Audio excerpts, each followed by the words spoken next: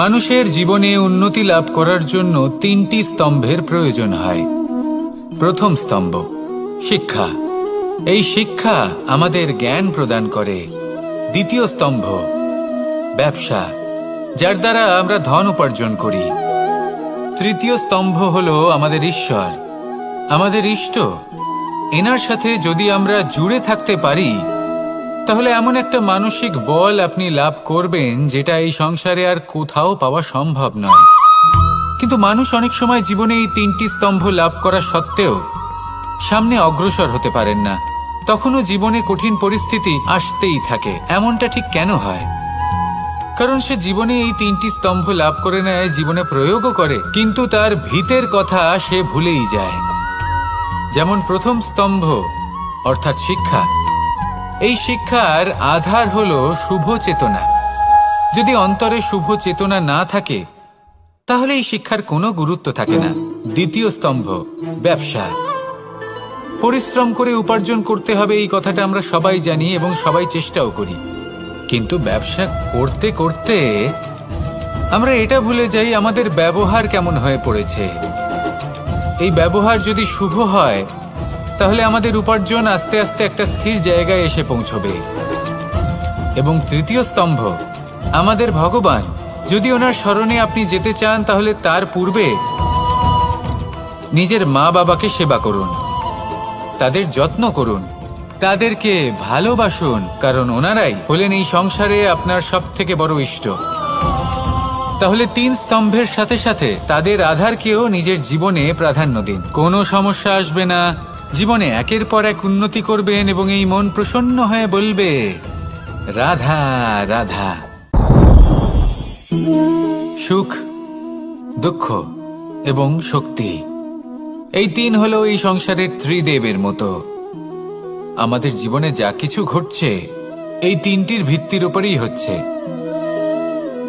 আসলে এই সংসারের একটা নিয়ম আছে, যখনই আপনি কিছু লাভ করেন এই সংসার আপনার পরীক্ষা নেয়। এটা জানার জন্য আপনার পরীক্ষা নেয় যে আপনি যা কিছুই লাভ করেছেন আপনি কি আদৌ সেটার যোগ্য কিনা।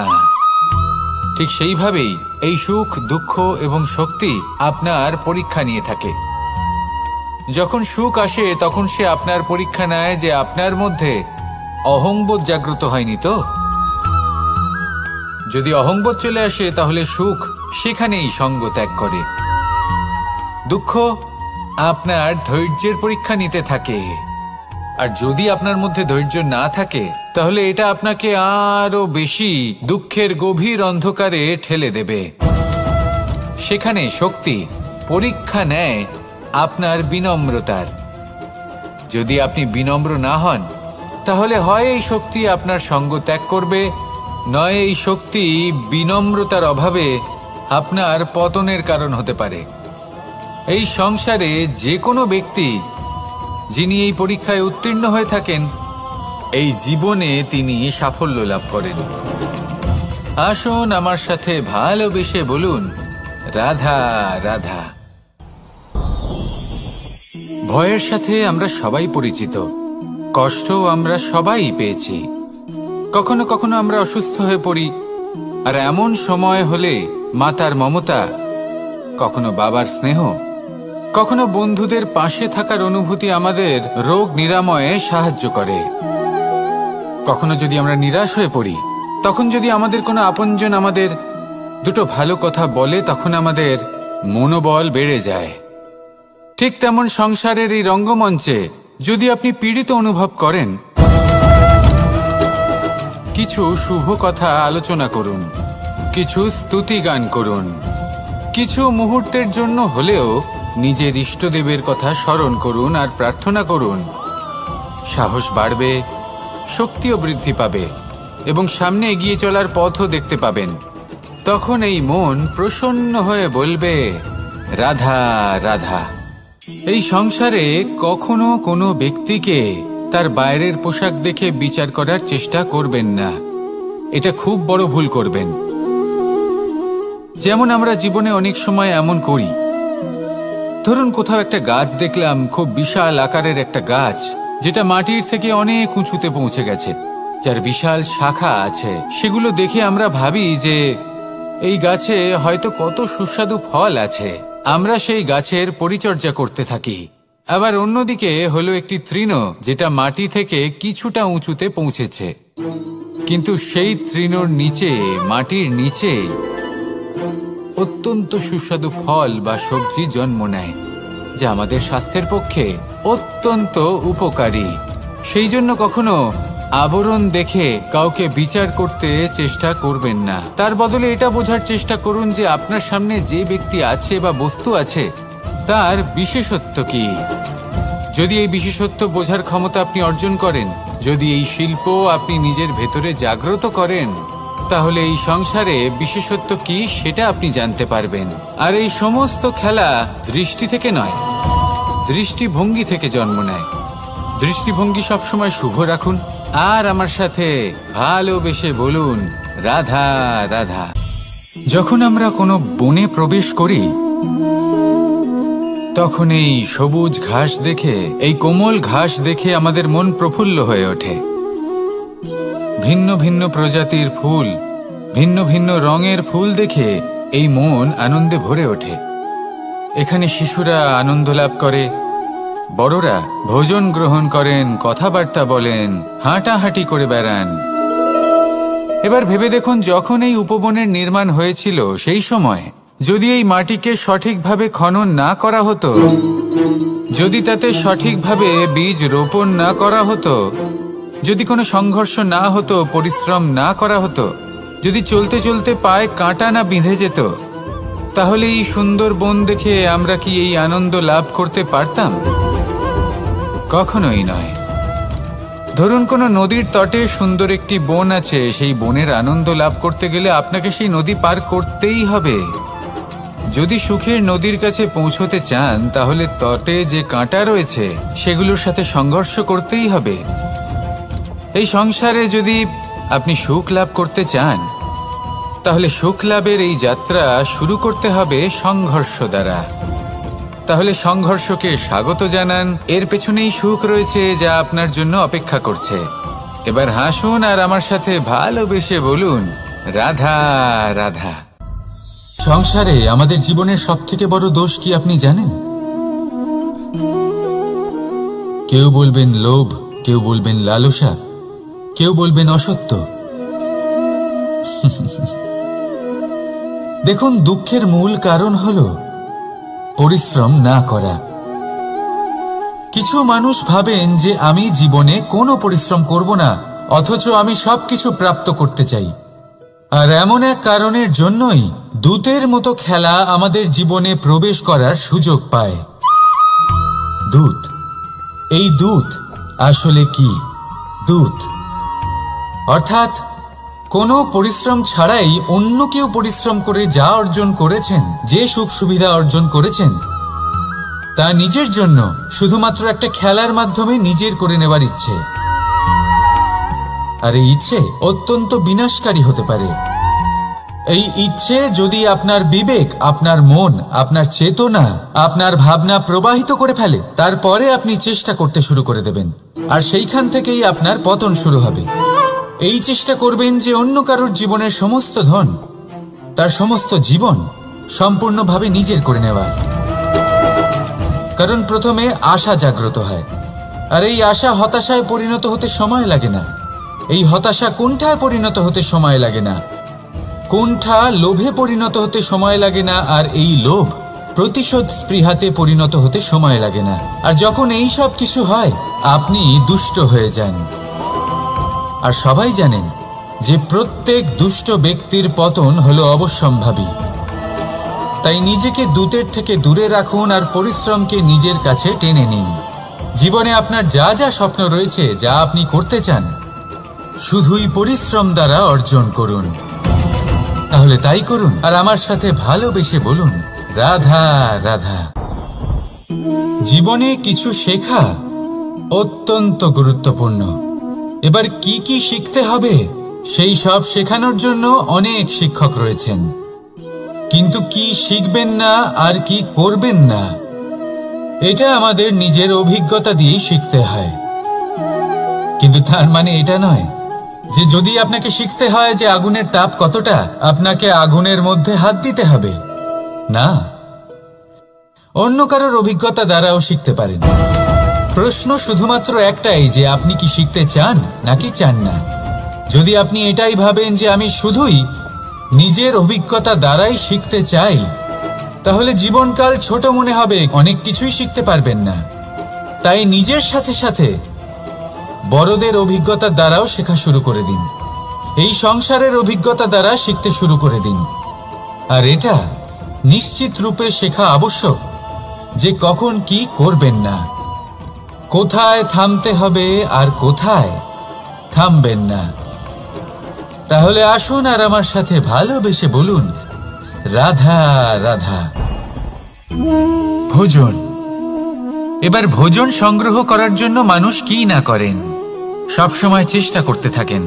ফসল উৎপাদনের জন্য অনেক পরিশ্রম করতে থাকেন, কিন্তু অনেক সময় অনেক পরিশ্রম করার পরেও ফসল ভালো উৎপাদন হয় না।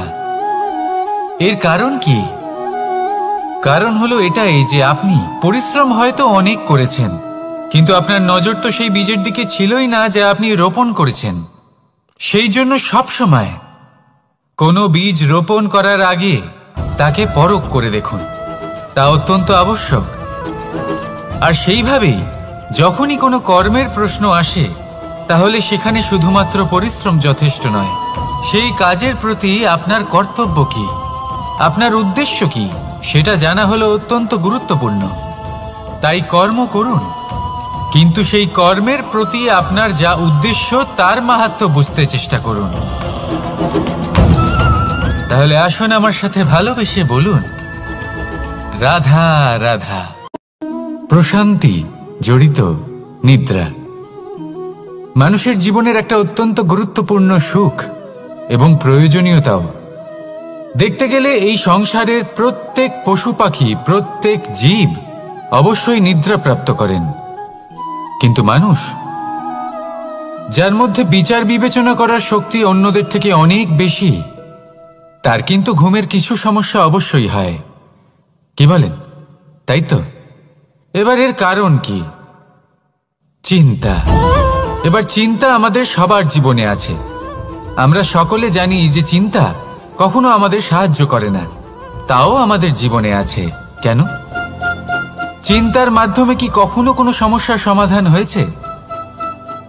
অর্থের চিন্তা করলে কি অর্থ লাভ হয়? ভবিষ্যতের চিন্তা করলে কি ভবিষ্যৎ ঠিক হয়ে যায়? স্বাস্থ্যের চিন্তা করলে কি স্বাস্থ্য নিজে থেকেই ঠিক হয়? হয় না। তাহলে এই সব কিছু থেকে আমাদের একটা ছোট্ট শিক্ষা অবশ্যই লাভ করা উচিত। আপনিও আপনার কাঁধ থেকে চিন্তার এই বোঝা নামিয়ে ফেলুন। আর ইচ্ছে, এই সব ইচ্ছে একত্রিত হয়ে আমাদের মনে চিন্তা উৎপন্ন করে। তাই এই চিন্তাগুলিকে ত্যাগ করুন। প্রকৃতির প্রেমের ওপর বিশ্বাস রাখুন।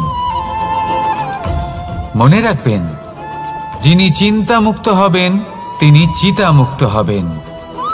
সুখের নিদ্রা প্রাপ্ত করুন, আর নিদ্রায় যাবার আগে আমার সাথে ভালোবেসে বলুন, রাধা রাধা।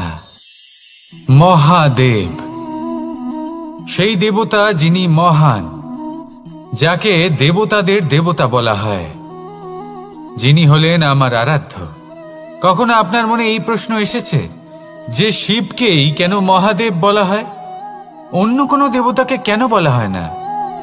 সেই কারণে, কারণ মহাদেবের মধ্যে, ওনার মধ্যে এমন এক বিশেষ গুণ রয়েছে যা অন্য কারণ নেই। তা হলো নিঃস্বার্থ হয়ে মানুষের সেবা করা। যদি প্রয়োজন পড়ে, যদি সৃষ্টির পথে বিনাশের কালো মেঘ ছেয়ে থাকে, তখন নিজের প্রাণের চিন্তা না করে হলাহল পান করার জন্য প্রস্তুত থাকেন মহাদেব। আর এই অদ্বিতীয় ত্যাগের জন্যই শিবকে মহাদেব বলে ডাকা হয়। এবার যদি কোনো মানুষও নিঃস্বার্থ ভাবনার দ্বারা নিজেকে অর্পণ করে দেয় এই জগতের কল্যাণের জন্য, মানুষের সেবার জন্য, তাহলে তিনিও মহাপুরুষ, মহামানব হতে পারেন। যদি কেউ অভুক্ত থাকেন, তাহলে নিজের থালা থেকে অর্ধেক খাবার তাকে দিয়ে দিন। যদি কেউ অসুস্থ হন, তাহলে তাকে সেবা করার, চিকিৎসা করার চেষ্টা করুন।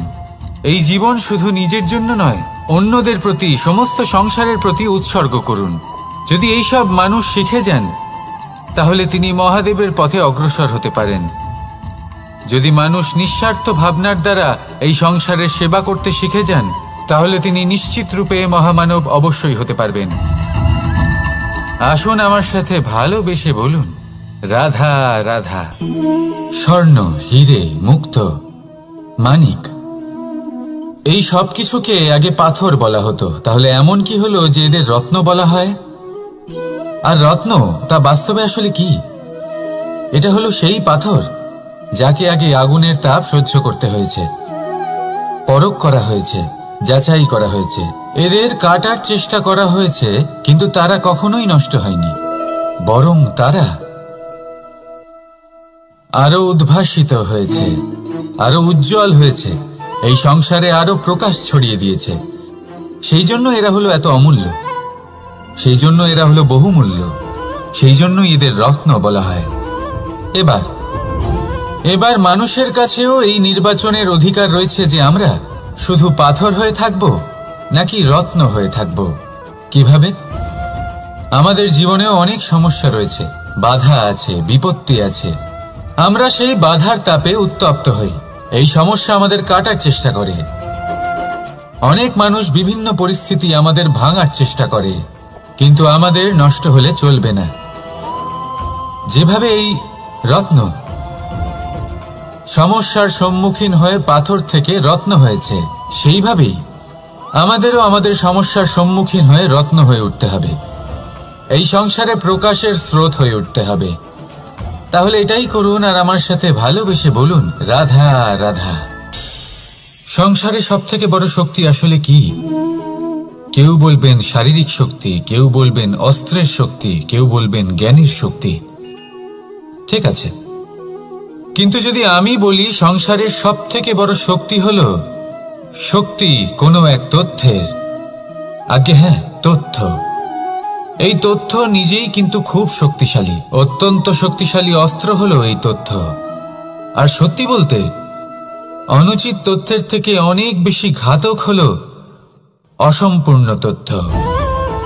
যেরকম আজ শাম্ব রুক্মির সাথে করেছে, ওকে অসম্পূর্ণ তথ্য দিয়েছে, তার ফলে বিনাশ হলো। যদি এইভাবেই আপনার কাছেও কোনো অসম্পূর্ণ তথ্য আসে, আর যদি আপনি তা পরখ না করে দেখেন, যাচাই না করে দেখেন, আর নিজের কর্ম করেন, তাহলে উত্থানের বদলে আপনি পতনের সম্মুখীন হবেন, বিকাশের বদলে আপনার বিনাশ হয়ে যাবে। মনে রাখবেন একটা অত্যন্ত গুরুত্বপূর্ণ কথা, সঠিক তথ্য পাওয়া সঠিক তথ্য দেওয়ার থেকে অনেক বেশি গুরুত্বপূর্ণ। আশা করি এই কথা আপনি বুঝেছেন। জীবনে যখনই কোনো তথ্য আপনি পাবেন, সেই বিষয়ে ভেবে দেখুন, পরখ করে দেখুন, যাচাই করুন, তারপর নিজের কর্ম করুন। আর আমার সাথে ভালোবেসে বলুন, রাধা রাধা। ধর্ম এবং প্রেম, এই দুই হলো একই মুদ্রার দুই পিঠ। যদি এদের মধ্যে কোনোটা নষ্ট হয়ে যায় তাহলে দ্বিতীয়টাও থাকে না। কখনো ভেবেছেন এমন কেন হয়? তার জন্য আগে আপনাকে বুঝতে হবে যে ধর্ম আসলে কি। ধর্ম সেটাই যা এই সংসারের প্রত্যেক মানুষকে একে অপরের সাথে সুখ এবং শান্তিতে থাকতে প্রেরণা যোগায়। এই প্রেরণার আধার হলো প্রেম। প্রেম সেটাই যা আপনার মধ্যে অন্য কারোর প্রতি করুণাবোধ জাগিয়ে তোলে, সম্মান জাগিয়ে তোলে। এবার যদি প্রেম চলে যায় তাহলে সবার আগে বিনাশ হবে সম্মান আর করুণাবোধের। এবার যেখানে না প্রেম রয়েছে, না সম্মান রয়েছে, না করুণা রয়েছে, সেখানে ধর্ম কিভাবে বাস করবে? অশুভ ইচ্ছে জাগ্রত হয়ে ওঠে, ক্রোধ জাগ্রত হয়ে ওঠে, অহংকার জাগ্রত হয়ে ওঠে, আর তারপর আরম্ভ হয় অধর্মের। তাই যা যা ভাবনা আপনার অন্তরে প্রবেশ করছে করতে দিন, কিন্তু যাই হোক না কেন এই প্রেমকে নিজের থেকে দূরে যেতে দেবেন না। এই প্রেমকে চিরকাল নিজের কাছে রাখুন, নিজের হৃদয়। আর এই প্রেম ভাব নিয়ে বলুন, রাধা রাধা। এই সংসারে প্রত্যেক ব্যক্তি বড় কিছু করতে চায়, এমন কিছু যা এই সংসারে কেউ আগে কখনো করেনি। এমন জায়গায় পৌঁছতে চায় যেখানে এর আগে কেউ কখনো পৌঁছতে পারেনি। আর কেউ কেউ এতে সফলতা অর্জন করে, কিন্তু কিছু মানুষ অসফল হয় কেন? এটাই আমার প্রশ্ন। না তো তাদের ইচ্ছেতে কোনো কমতি থাকে, না কমতি থাকে তাদের চেষ্টায়। তাহলে কেন এরা পিছিয়ে পড়ে? এর উত্তর বড়ই সরল। এই সংসার। আপনাদের বলি কিভাবে। আপনারা সকলে সংসারে মহান কাজ করতে চান, সেই মান, সেই সম্মান পেতে চান যা এর আগে কেউ কখনো পায়নি। কিন্তু আপনার সমস্যা এটাও যে এই কাজে সংসার আপনার সাথে থাকছে না। বড়ই অদ্ভুত ব্যাপার। দেখুন, ভুলে যান গোটা সংসারকে। জীবনে একা একা এগিয়ে চলুন। অপেক্ষা করে আছে রাধা রাধা। কর্ম। মানুষ সর্বদা কর্ম করতে থাকে, আর এই কর্মের জন্যই সে মান, সম্মান, ধন, প্রতিষ্ঠা লাভ করে। এবার মানুষ সবসময় চেষ্টা করে যাতে সে ভালো কর্ম করে যায়। তাহলে আপনাকে বলি, শুধু ভালো কর্ম করাই আবশ্যক নয়, তার থেকে বেশি জরুরি হলো এই খারাপ কর্মকে বোঝা আর তার থেকে দূরে থাকা। কারণ যখনই আপনি কোনো সঠিক কাজ করেন বা ভালো কাজ করেন, কেউ তা মনে রাখে না। কিন্তু এই সংসারে বিষয়টা হলো এরকম, আপনি একটা খারাপ কর্ম করুন আর সেটা সবার মনে থাকে। এই খারাপ কর্ম কাজলের এক কৌটোর মতো হয়। আপনি যতই চেষ্টা করুন বাঁচিয়ে ব্যবহার করার, কিন্তু এই কালিমা কোথাও না কোথাও অবশ্যই লেগে থাকে। সেই জন্য জীবনে ভালো কর্ম অবশ্যই করুন, কিন্তু তার থেকেও বেশি জরুরি হলো এই খারাপ কর্মের থেকে দূরত্ব বজায় রাখা। আর এটা অবশ্যই করবেন। রাধা রাধা। সংসারে সমস্ত জায়গায় এই ব্যবসা চলতে থাকে। কিছু পাওয়ার জন্য কিছু দিতে হয়, লাভের জন্য কিছু বিনিয়োগ করতে হয়। যদি কারোর অনুভূতি জানতে হয়, তাহলে নিজের অনুভূতিকে ব্যয় করতেই হবে। এবার দেখুন না, কারোর আসল চেহারা যদি জানতে হয়, তাকে স্বাধীনতা দিয়ে দেখুন। যদি কারোর মনের শুদ্ধতা জানতে হয়, তাহলে তাকে ঋণ দিন। যদি কারোর গুণ জানতে হয়, তাহলে তার সাথে একসঙ্গে বসে ভোজন করুন। যদি কারোর ধৈর্যের পরীক্ষা নিতে হয়, তাহলে তাকে তার প্রিয় কাজ করতে বারণ করে দেখুন। যদি কারোর ভালো দিক জানতে হয়, তাহলে তার থেকে পরামর্শ নিয়ে দেখুন। এক অনুভূতির বদলে অন্য এক অনুভূতি বিনিময় করতে হয়। কিন্তু এই সংসারে একটাই এমন অনুভূতি আছে যেটা দেখার জন্য, যেটা পাওয়ার জন্য আপনাকেও ঠিক সেই অনুভূতিটাই দিতে হবে, আর সেটা হলো প্রেম। যদি কারোর ভালোবাসা দেখতে হয়, তাহলে তাকে নিঃস্বার্থ ভালোবাসা দিন। যদি কারোর থেকে ভালোবাসা পেতে চান, তাহলে তাকে নিঃস্বার্থ পরিশুদ্ধ ভালোবাসা দিন। রাধা রাধা। কথায় আছে, সময়ের পূর্বে আর ভাগ্যের বেশি কেউ কিছুই পায় না। এবার এর মানে কি এটাই যে আপনি শুধুমাত্র সময়ের অপেক্ষা করবেন, সবকিছু নিজের ভাগ্যের ওপর আর কপালের ওপরে ছেড়ে দেবেন, নিজে কিছুই করবেন না? যদি আপনি এরকম করেন, তাহলে আপনি একটা বস্তু অবশ্যই পাবেন: নিরাশা, অসফলতা। এবারে আপনি বলবেন, যদি সবকিছুই ভাগ্য আর সময়ের ওপরে নির্ভরশীল হয়, তাহলে আমরা কি বা করতে পারি? করতে পারেন চেষ্টা, পরিশ্রম।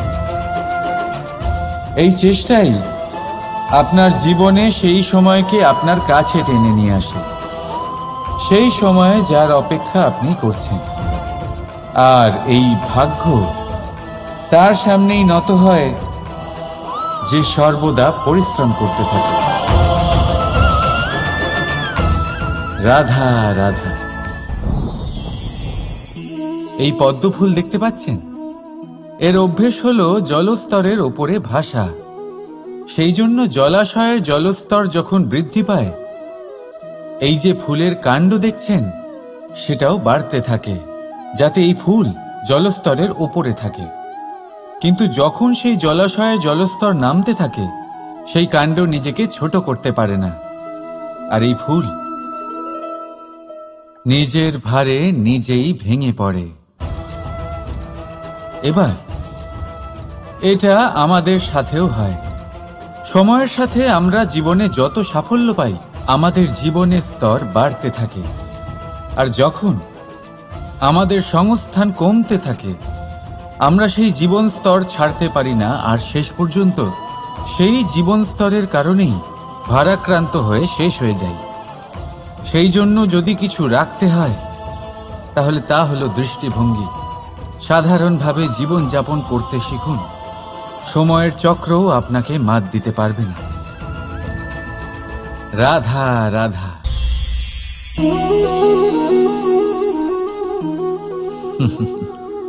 সময়, এই সময় না কোনো ব্যক্তি, না জীব, না বস্তু, তাও সময় জীবিত থাকে। এই সময়ে না জল, না অগ্নি, আর না বায়ু, কিন্তু তাও আমাদের জীবনের আধার এই সময়। দেখতে গেলে মানুষ এই সময়ের হাতের খেলনা। কখনো আমাদের সময় ভালো হয়, আবার কখনো খারাপ। কেউ সময় আসার প্রতীক্ষা করে, আবার কেউ সময় যাওয়ার প্রতীক্ষা করে। কিন্তু এই সময় কারোর হাতে ধরা দেয় না। এই সময় যা কেউ দেখতে পায় না, এটা সবাইকে সবকিছু দেখিয়ে যায়।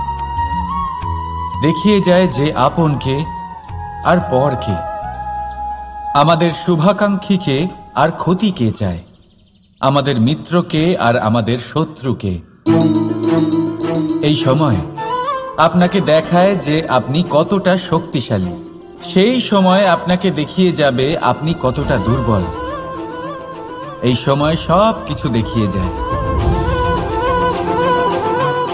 তাই এই সময় যা এতটা শক্তিশালী, তা আমরা নষ্ট কেন করি? ভেবে দেখুন। এবারে উঠুন আর এই সময়ের সম্পূর্ণ ব্যবহার করুন। এই সময়ের সদ্ব্যবহার করুন, কারণ এই সময়কে ব্যবহার করাটাই আপনার হাতে রয়েছে, আর কিচ্ছু না। আর এই সময় একবার বয়ে গেলে, তখন যাই করুন না কেন, কখনো ফেরত আসবে না। সময়ের সদ্ব্যবহার করুন আর সবার মধ্যে আনন্দ ছড়ান। আর আসুন আমার সাথে ভালোবেসে বলুন, রাধা রাধা।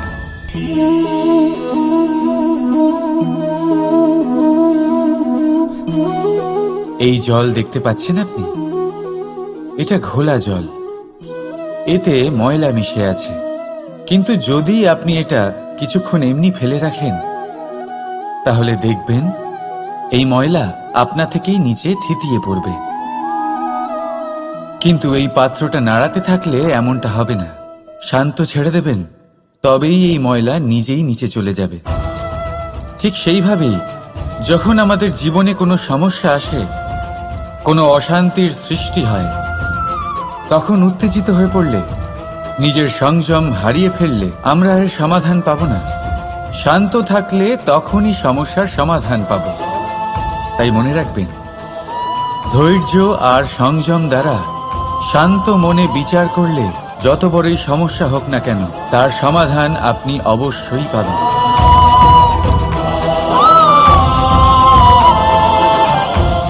কারণ অশান্তির সমাধান শুধুমাত্র শান্তি। রাধা রাধা। প্রজাপতি আকাশে উড়ে বেড়ায়, সে সুন্দর ফুলের রস আস্বাদন করে, উন্মুক্ত উড়ে বেড়ায়, কিন্তু তারও বিপদ কম কিছু নেই। যেমন হলো পতঙ্গ, জন্তু এই প্রজাপতিকে নিজের আহার করে নেয়। তাকে এদের থেকে সাবধানে থাকতে হয়। সত্য হলো এটাই যে এই প্রজাপতি ততদিনই সুরক্ষিত থাকে যতদিন এদের পাখনা বৃদ্ধি পায় না। যখন এরা এদের খোলসের মধ্যে থাকে, যখন না কারো দৃষ্টি এদের ওপর পড়ে আর না কোনো শত্রু এদের আঘাত করতে পারে, কিন্তু তখন তারা বন্ধ থাকে, অবিচল নিশ্চল থাকে। এই সুন্দর সংসার দেখার জন্য, এই সুন্দর আকাশ পাওয়ার জন্য তাকে তার সুরক্ষা ক্ষেত্র থেকে বাইরে বেরিয়ে আসতেই হয়। আর এটাই জীবনের নিয়ম। মানুষের সাথেও ঠিক এরকমই হয়। যদি মানুষ বিশ্রাম আর সুরক্ষা এদের বন্ধন থেকে না বেরোয়, তাহলে সে জীবিত অবশ্যই থাকবে, কিন্তু জীবন ধারণ করতে পারবে না। কারণ যদি জীবনে বড় কিছু করতে হয়, বড় কোনো কিছু পেতে হয়, সাফল্যের শিখর অবধি পৌঁছতে হয়, তাহলে সর্বপ্রথম আপনাকে নিজের সুরক্ষা ক্ষেত্র থেকে বেরিয়ে আসতেই হবে। এই আরামকে ত্যাগ করতেই হবে। তবেই আপনি সফল হতে পারবেন। তবেই আপনি এই প্রজাপতির মতো আকাশে উড়ে বেড়াতে পারবেন। রাধা। মানুষের জীবনে উন্নতি লাভ করার জন্য তিনটি স্তম্ভের প্রয়োজন হয়। প্রথম স্তম্ভ শিক্ষা। এই শিক্ষা আমাদের জ্ঞান প্রদান করে। দ্বিতীয় স্তম্ভ ব্যবসা, যার দ্বারা আমরা ধন উপার্জন করি। তৃতীয় স্তম্ভ হলো আমাদের ঈশ্বর, আমাদের ইষ্ট। এনার সাথে যদি আমরা জুড়ে থাকতে পারি, তাহলে এমন একটা মানসিক বল আপনি লাভ করবেন যেটা এই সংসারে আর কোথাও পাওয়া সম্ভব নয়। কিন্তু মানুষ অনেক সময় জীবনে এই তিনটি স্তম্ভ লাভ করা সত্ত্বেও সামনে অগ্রসর হতে পারেন না। তখনও জীবনে কঠিন পরিস্থিতি আসতেই থাকে। এমনটা ঠিক কেন হয়? কারণ সে জীবনে এই তিনটি স্তম্ভ লাভ করে নেয়, জীবনে প্রয়োগও করে, কিন্তু তার ভিতের কথা সে ভুলেই যায়। যেমন প্রথম স্তম্ভ অর্থাৎ শিক্ষা। এই শিক্ষার আধার হলো শুভ চেতনা। যদি অন্তরে শুভ চেতনা না থাকে, তাহলে এই শিক্ষার কোনো গুরুত্ব থাকে না। দ্বিতীয় স্তম্ভ ব্যবসা। পরিশ্রম করে উপার্জন করতে হবে, এই কথাটা আমরা সবাই জানি এবং সবাই চেষ্টাও করি। কিন্তু ব্যবসা করতে করতে আমরা এটা ভুলে যাই আমাদের ব্যবহার কেমন হয়ে পড়েছে। এই ব্যবহার যদি শুভ হয়, তাহলে আমাদের উপার্জন আস্তে আস্তে একটা স্থির জায়গায় এসে পৌঁছবে। এবং তৃতীয় স্তম্ভ আমাদের ভগবান। যদি ওনার শরণে আপনি যেতে চান, তাহলে তার পূর্বে নিজের মা বাবাকে সেবা করুন, তাদের যত্ন করুন, তাদেরকে ভালোবাসুন, কারণ ওনারাই হলেন এই সংসারে আপনার সব থেকে বড় ইষ্ট। তাহলে তিন স্তম্ভের সাথে সাথে তাদের আধারকেও নিজের জীবনে প্রাধান্য দিন। কোনো সমস্যা আসবে না, জীবনে একের পর এক উন্নতি করবেন এবং এই মন প্রসন্ন হয়ে বলবে রাধা রাধা। সুখ, দুঃখ এবং শক্তি, এই তিন হলো এই সংসারের ত্রিদেবের মতো। আমাদের জীবনে যা কিছু ঘটছে এই তিনটির ভিত্তির উপরেই হচ্ছে। আসলে এই সংসারের একটা নিয়ম আছে। যখনই আপনি কিছু লাভ করেন, এই সংসার আপনার পরীক্ষা নেয়। এটা জানার জন্য আপনার পরীক্ষা নেয় যে আপনি যা কিছুই লাভ করেছেন, আপনি কি আদৌ সেটার যোগ্য কিনা। ঠিক সেইভাবেই এই সুখ, দুঃখ এবং শক্তি আপনার পরীক্ষা নিয়ে থাকে। যখন সুখ আসে, তখন সে আপনার পরীক্ষা নেয় যে আপনার মধ্যে অহংবোধ জাগ্রত হয়নি তো। যদি অহংবোধ চলে আসে, তাহলে সুখ সেখানেই সঙ্গ ত্যাগ করে। দুঃখ আপনার ধৈর্যের পরীক্ষা নিতে থাকে। আর যদি আপনার মধ্যে ধৈর্য না থাকে, তাহলে এটা আপনাকে আরো বেশি দুঃখের গভীর অন্ধকারে ঠেলে দেবে। সেখানে শক্তি পরীক্ষা নেয় আপনার বিনম্রতার। যদি আপনি বিনম্র না হন, তাহলে হয় এই শক্তি আপনার সঙ্গ ত্যাগ করবে, নয় এই শক্তি বিনম্রতার অভাবে আপনার পতনের কারণ হতে পারে। এই সংসারে যে কোনো ব্যক্তি যিনি এই পরীক্ষায় উত্তীর্ণ হয়ে থাকেন, এই জীবনে তিনি সাফল্য লাভ করেন। আসুন আমার সাথে ভালোবেসে বলুন, রাধা রাধা। ভয়ের সাথে আমরা সবাই পরিচিত, কষ্ট আমরা সবাই পেয়েছি। কখনো কখনো আমরা অসুস্থ হয়ে পড়ি, আর এমন সময় হলে মাতার মমতা, কখনো বাবার স্নেহ, কখনো বন্ধুদের পাশে থাকার অনুভূতি আমাদের রোগ নিরাময়ে সাহায্য করে।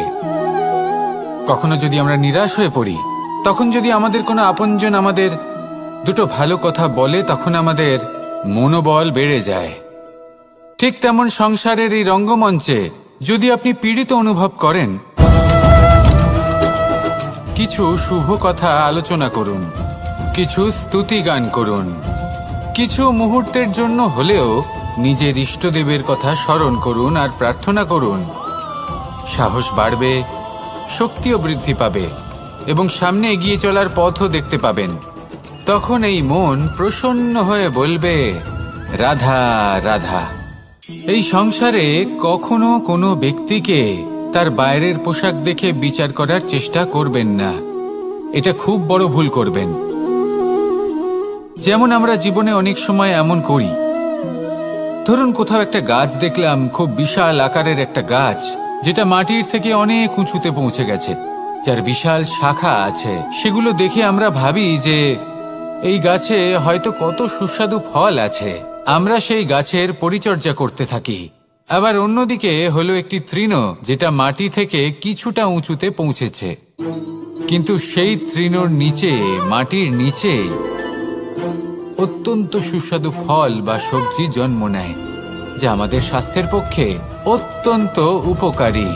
সেই জন্য কখনো আবরণ দেখে কাউকে বিচার করতে চেষ্টা করবেন না। তার বদলে এটা বোঝার চেষ্টা করুন যে আপনার সামনে যে ব্যক্তি আছে বা বস্তু আছে, তার বিশেষত্ব কি।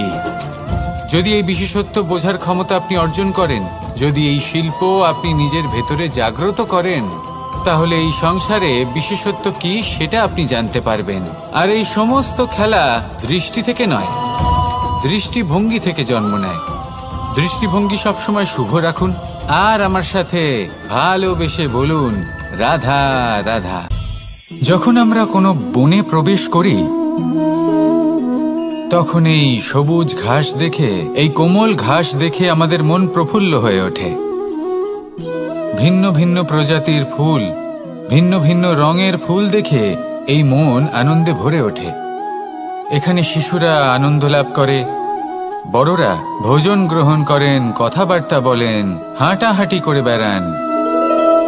এবার ভেবে দেখুন, যখন এই উপবনের নির্মাণ হয়েছিল, সেই সময় যদি এই মাটিকে সঠিকভাবে খনন না করা হতো, যদি তাতে সঠিকভাবে বীজ রোপণ না করা হতো, যদি কোনো সংঘর্ষ না হতো, পরিশ্রম না করা হতো, যদি চলতে চলতে পায়ে কাঁটা না বিঁধে যেত, তাহলে এই সুন্দর বন দেখে আমরা কি এই আনন্দ লাভ করতে পারতাম? কখনোই নয়।